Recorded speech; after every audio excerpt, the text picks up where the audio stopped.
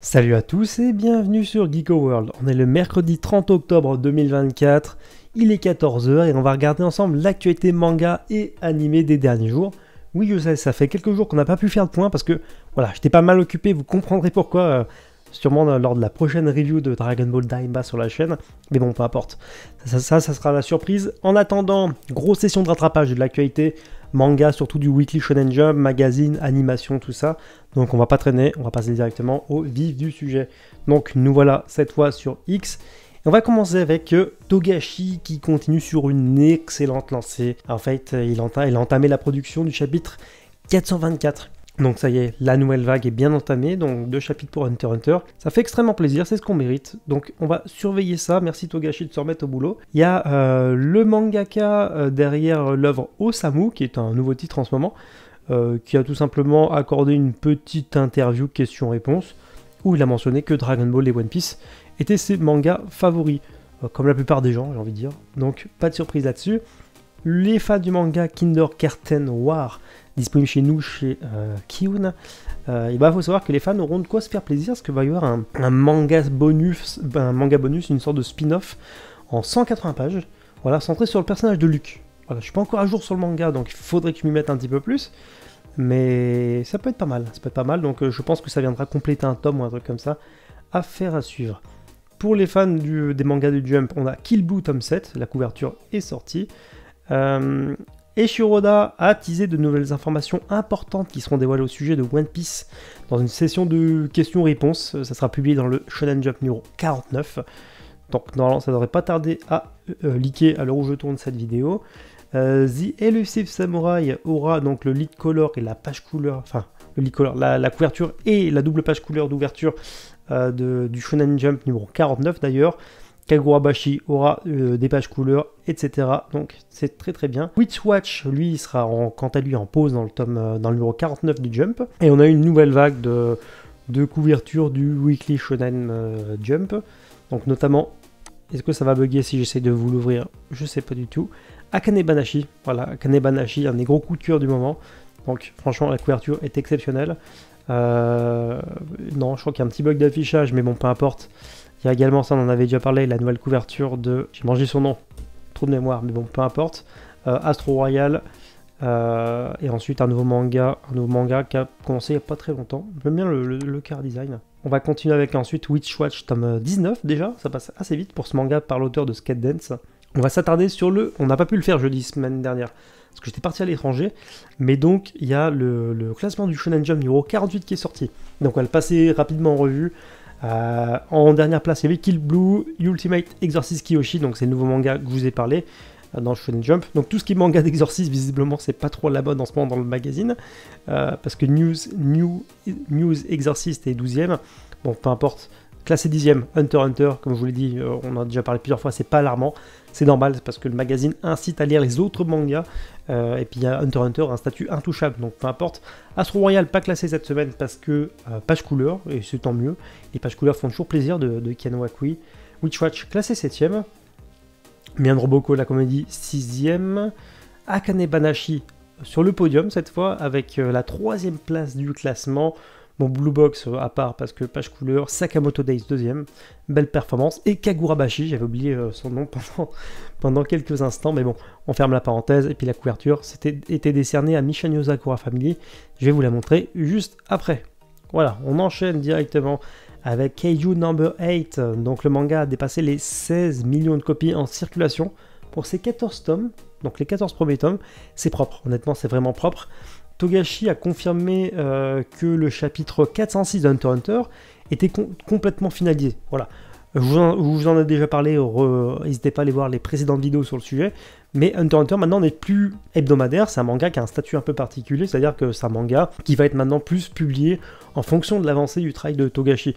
Donc c'est possible que d'un seul coup on ait 3-4 chapitres, et puis après ça s'arrête pendant 2-3 semaines, puis après ça reprenne. Donc maintenant c'est un nouveau rythme de publication.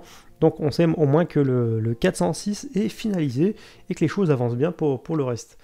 Le Topouricon, est-ce qu'on peut s'y attarder un petit peu dessus? C'est pas fou pour Astro Royal. D'après certaines informations par rapport aux estimations du Shoseki Ranking, Astro Royal aurait cumulé 25 000 copies écoulées Voilà, ça surperforme Undead Unluck et Mission Sakura Family, mais bizarrement, les chiffres ne sont pas indiqués.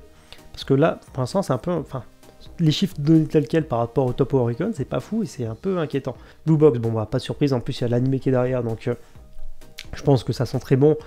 On a dépassé les 100 000 copies en circulation, vendues pour ce nouveau tome. Kagurabashi, pareil, 120 000 copies. Et puis après, on se dirige tout doucement vers le million pour Jujutsu Kaisen, tome 28.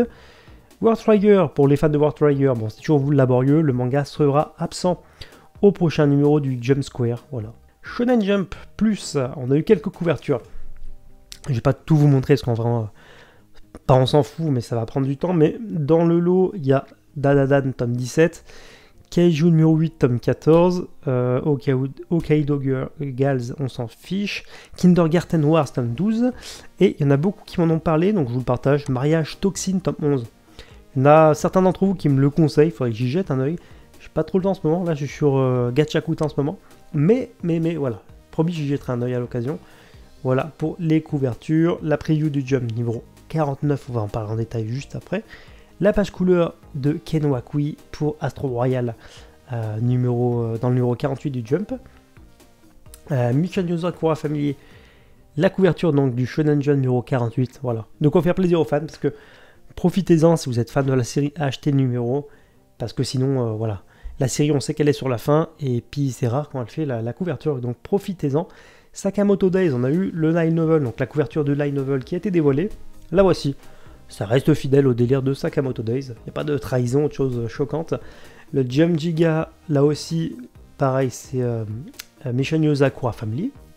On en a déjà parlé. La couverture est assez classe. J'aime bien.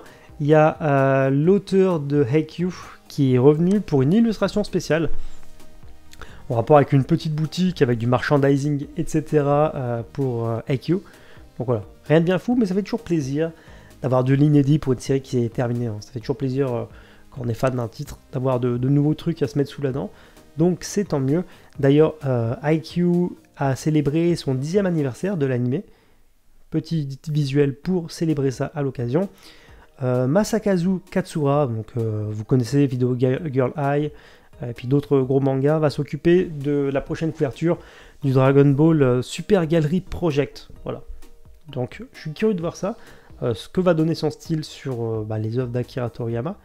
Et je l'avais teasé la dernière fois, mais ça y est, donc il y a Nobuhiro Watsuki, qui est tout simplement l'auteur de Kenshin, le Vagabond, qui s'est occupé donc de refaire une couverture, donc celle du tome 30 de Dragon Ball. Et honnêtement, je trouve que son style passe de fou. Mais pour de vrai, je trouve que vraiment ça passe bien. Alors j'aurais pas imaginé que ça donne un truc pareil, mais ça colle vraiment bien au délire. Perso, j'aime bien. Je suis pas toujours fan des travaux de certains auteurs sur ce projet commémoratif. Mal écouté, on valide avec grand plaisir. Bonne nouvelle pour les fans de My Hero Academia. Bon, c'est fini maintenant, certes, mais il y a le 42e et dernier tome. Si je dis pas de bêtises, ça sera lui le dernier. Il y aura un total de 60 pages bonus de contenu en plus. Peut-être des interviews, peut-être des brouillons, je sais pas encore. Mais bref, il y aura 60 pages en plus pour le final, donc le dernier tome. De quoi faire plaisir aux fans une dernière fois avant de mettre un point final à l'histoire. L'anime Blue Box s'est offert un nouveau visuel pour son DVD et Blu-ray.